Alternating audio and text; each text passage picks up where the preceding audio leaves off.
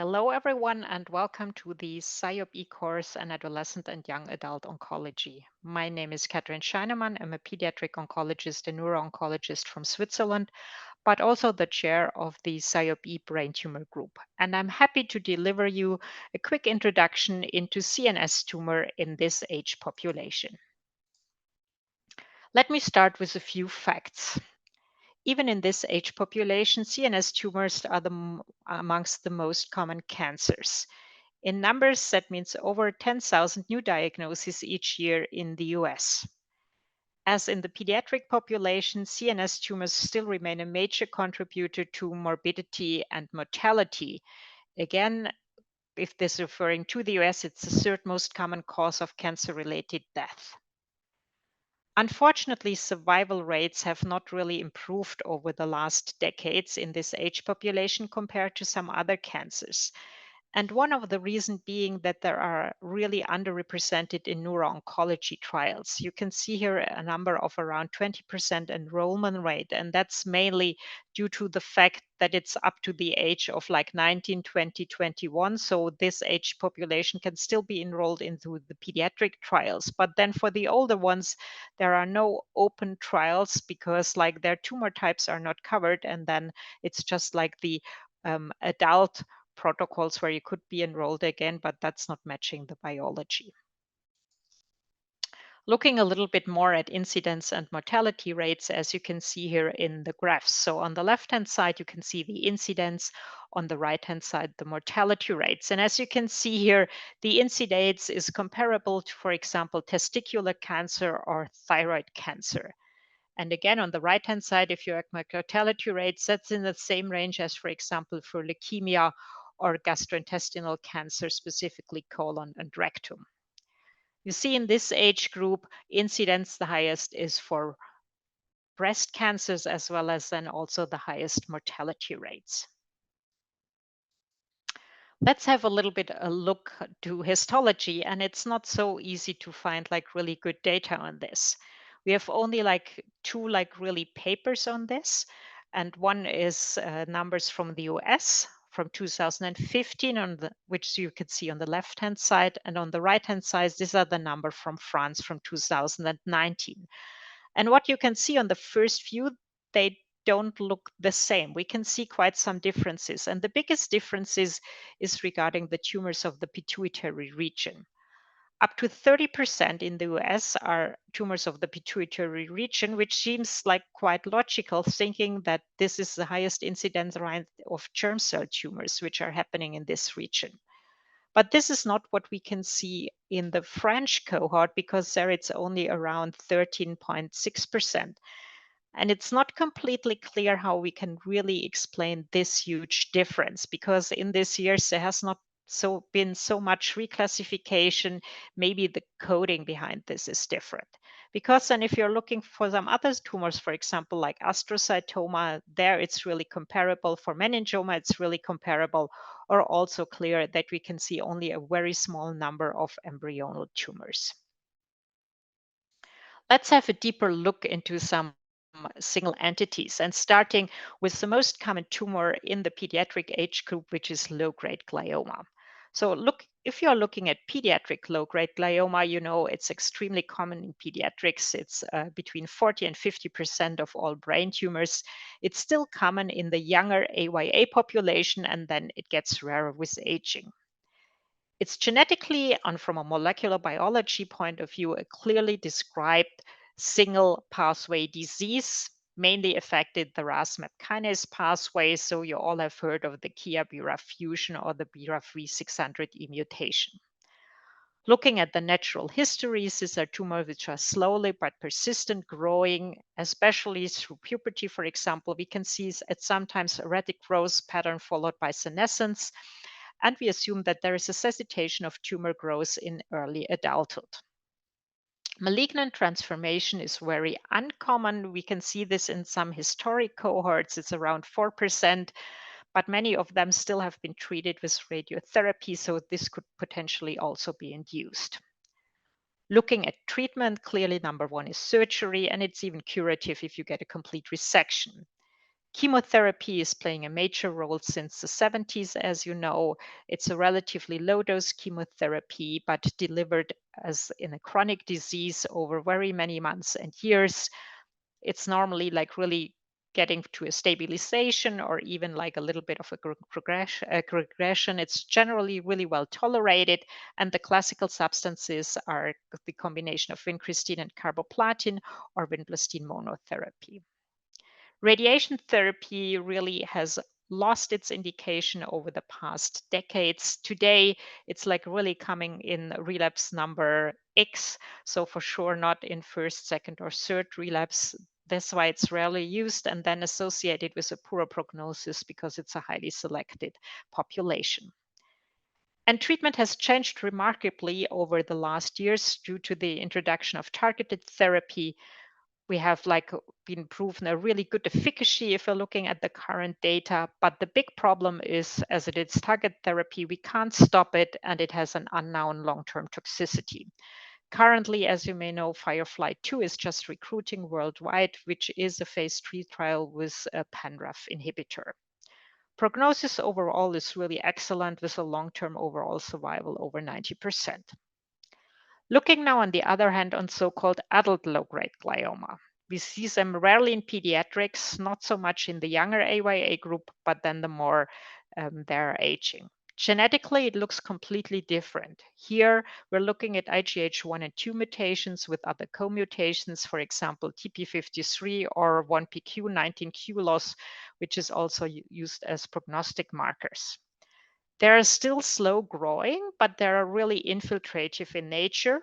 They have a higher recurrence rate, and with recurrence rate comes a malignant transformation. So normally with each recurrence, you're going one grade higher. Treatment still, as in the pediatric population and pediatric low-grade glioma, starts with surgery, could still be curative. Radiation therapy plays a much bigger role than in pediatric low-grade glioma. So if surgery is not feasible or incomplete, radiation therapy is widely used. Chemotherapy is also used, mainly in combination with radiation therapy or as maintenance, but not thought as a really curative intent. And the possibilities of targeted therapy are way smaller than compared to the pediatric low-grade glioma. So it's just a little bit emerging for HH1 mutant tumors, but still a lot of experimental. And with this overall, the prognosis is way poorer and with a high rate of recurrence. So it makes a huge difference, even if it is the same name, but what the molecular biology behind this is, how you treat and what the prognosis is. And this is also reflected if you're looking here at this curve of relative survival, and you see how dependent this is from age, and with this like really from the biology, differentiating like really from this orange 15 to 19 to the oldest age group of the AYA population being this in purple. Let's have a look at another tumor, ependymoma, which is also seen over the whole age spectrum. So as you know, it's like really depicted here on the three major locations being posterior fossa, supratentorial, and spine. And especially in the posterior fossa one, you can see like a clear difference between type A, which is the most frequent one in pediatrics, common than still in the AYA population, but rarer in adults. Unfortunately, one with a poor prognosis where we still have to find like really good treatment answers. Posterior fossa type B, relatively uncommon in pediatrics and then gets common in the AYA groups. And that's exactly, if you're thinking, getting back to what I've showed you before, there, that's like really the call out for a specific clinical trial for this population. Looking at supratentorial, there we share a little bit the same types in pediatric and AYA, JAP1 being a little bit like less common in the AYA population, but also there you see like a huge difference in prognosis we need answered there. And then the spinal location is relatively rare in pediatrics, gets more and more common in AYA and adults. There you're looking at subtypes like subependymoma or myxopapillary ependymoma. And please keep in mind, it's mainly in the setting of neurofibromatosis type 2, which then also means that you can do screening for that. But besides from biology and treatment, we have to look at psychosocial aspects, which are really important in this age group, and the life disruption. And if you're looking like at three big areas, biology, psychosocial, and social, biology, really big topic there are fertility and sexual function. In this age population, you're like really have your first experiences, or you're in the stage where you're planning to have a family, where you have a partner. It's then also looking at psychological. This is the thing where it's really you're building up your self-esteem, you're trusting in your body, and that's not going to work if you have to undergo treatment for a brain tumor. And from a social point of view, this is the period where you would try to get like really independent, first independent from parents, but then also like really do an education, a career, and get financially independence. And this is all stopped with this. You're relying on your parents again or on your peers, which is like really difficult. And we know from all of this, like establishing peer relationship comes with a certain delay. Looking a little bit more on psychosocial aspect, also think of physical aspects. The body at this is really important, and you can clearly see treatment for a brain tumor. So like in the physical appearance, or also like really in the mobility. You can have seizure, which is something which can come out of the blue, which really makes life or normal life relatively tricky. Cognitive, think about, you know, what you have reached, which like really education you could have, and this could sometimes be not be possible any longer. Clearly psychologically, that's a whole complex situation with the emotion and also all the medication. Social, as we said before, it's infertility, it's sexual, but it's also the reliance on caregivers again. So like really giving up like your whole freedom and being responsible of yourself. It's also like navigating the medical system, and I think that cannot be underestimated. Not because you're just like 18 and one day you are still part of the system of your parents, etc. But if you're coming like in the adult setting, then they are talking to you. They are not so used that parents are there compared to the pediatric one, and that really makes a huge difference. In the pediatric setting, it's clear that parents can always be like with you at any visit. We're talking to parents, but that's then sometimes like really completely in the adult world. And if you're thinking of an existential or spiritual domain, really, it's a little bit like you have completely lost control. You cannot really make future planning, but it's also if you're losing some functioning, how you're going to grieve with that. So it's like really complex, all the aspects. So how can we take care of this, and how can we improve? And it's not rocket science, but we need dedicated unit and a multidisciplinary team. The team has to have specialized neurosurgeons, meaning someone who also can operate on pediatrics tumor, but also on adult tumor. And that's, for example, especially true for posterior fossa, which normally adult tumors have not classically a location in the posterior fossa, but that needs a whole different setup undergoing brain tumor surgery there. You need a neuropathologist and all the molecular biology lab, because as you have seen before in low-grade glioma, it's so important to know the molecular biology behind the tumors. You need a geneticist thinking of neurofibromatosis 1 or 2 or Li-Fraumeni, a neuroradiologist who has really experience and knows the pattern of pediatric as well as adult brain tumors. Clearly, you need an adult and a pediatric neuro-oncologist, and I think this discipline is also in charge of the whole team. You need a radiotherapist with experience in this, also thinking, oh, should I do photons, or do I have the possibility to use protons, up to what age? Also, like, what do you have like really to undergo radiation therapy? Clearly, an endocrinologist, very important, and fertility consultant, and meaning that's not someone who can only do it technically, but he also has the communication skills to like really discuss this in all the consequences with the AYA patient. You need a neurologist or a neuropediatrics. That's clear. Psychology and neuropsychology. You need the whole rehabilitation team with physical therapy and all the others, but also social work to help you not only like with schooling, but then also like with education and your job. And clearly, from a registry point, you need, as I said, AYA specific clinical trials. But what I also think is very important in the multidisciplinary is a survivorship specialist. We're talking still, even if you're 39 and within the AY age group, you are still really young and hopefully you live for 10, 20, 30, 40 years. So we need a survivorship specialist who looks out and can take care of all the chronic health issues which could potentially happen. Let's go a little bit from theory into practice, and let me present to you two patients. The first patient is a 15 years, 2 months old male patient. He came to the emergency room with some balance problems, which then maybe were trauma related or not really. He had an exam there. There was some like insecurity while he was walking, but really no focal neurology. So he was discharged again with a watch and wait approach. 2 months later, he was seen by a neurologist, an adult neurologist, because he had persisting balance and coordination problems. He falls from the bicycle, like really while he was biking to school, which, as you know, for a 15-year-old is not usual. And he was not able to do sports any longer. So he did kickboxing. And the neurologist referred back to the hospital. But before he was really seen, he was again coming to the OR because now, on top of this, he had dizziness and some gait unsteadiness. Again, in the clinical exam, no focal neurology. He went for an MRI, so it was covered like cranial and cervical, which was negative, and then symptoms were getting better again. And then over the last few weeks and months, it was a little bit sometimes worse, sometimes less. But at the end, he was re-referred and underwent a new MRI. At the end, like roughly 9 months after the beginning of symptoms.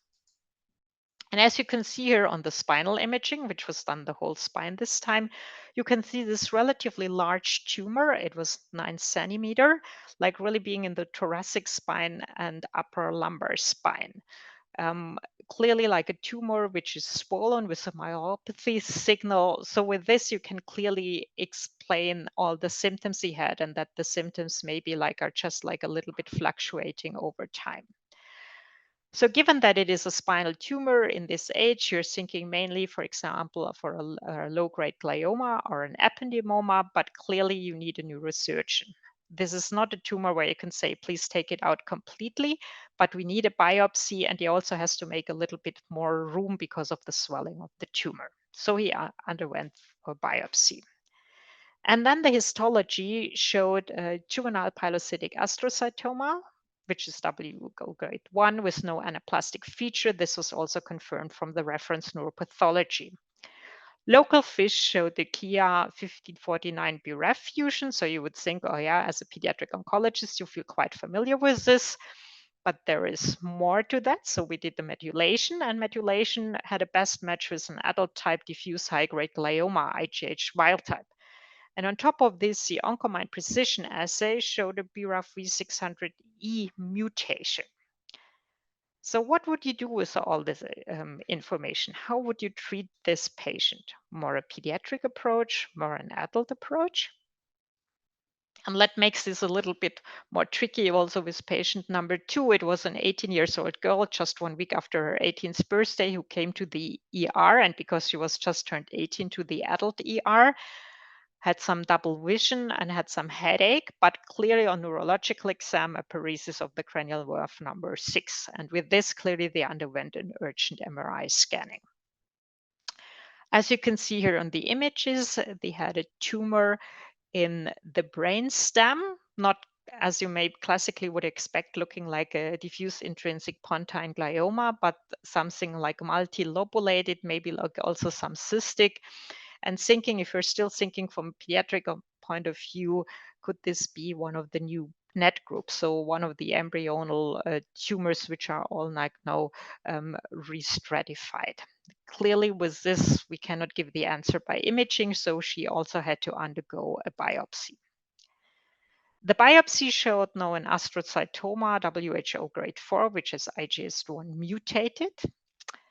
MGMT promoter was not methylated, which you know in the adult world is a poor prognostic sign. In the immunohistochemistry, there was an overexpression of p53 in tumor cells, but not clearly a positive family history. In the methylation, we have as best match a diffuse high-grade glioma of pediatric type. And then the copy number variation and micro amplification. Everything was double checked also by the reference neuropathology. So, what would you do with this patient? Unfortunately, soon after the biopsy, she worsened dramatically clinically, developing like really a paresis as well as respiratory insufficiency and needed to be intubated. So I leave this a little bit open for you. Think about that. I'm looking forward to meet you all at the upcoming course. And if in the meantime there are any questions, please do not hesitate to contact me. Thank you very much.